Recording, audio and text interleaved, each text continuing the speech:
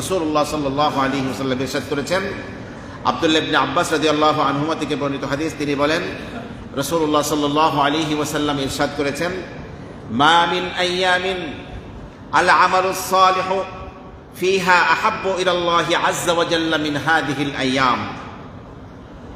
জিলহজ মাসের প্রথম 10 দিনের আমলের চেয়ে কোনো আমলই আল্লাহ পাকের কাছে শ্রেষ্ঠ নয়। জিলহজ মাসের প্রথম 10 দিনের আমলের চেয়ে কোনো আমলই আল্লাহ পাকের কাছে শ্রেষ্ঠ নয়।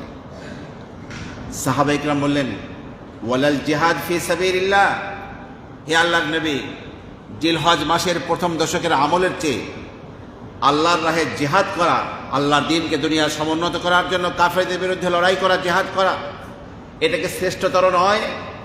রাসূলুল্লাহ সাল্লাল্লাহু আলাইহি ওয়াসাল্লাম বললেন, ওয়ালাল জিহাদু ফি সাবিলিল্লাহ, না, আল্লাহর রাহে জিহাদ করাও জিলহজ মাসের প্রথম দশকের আমলের চেয়ে শ্রেষ্ঠ নয়।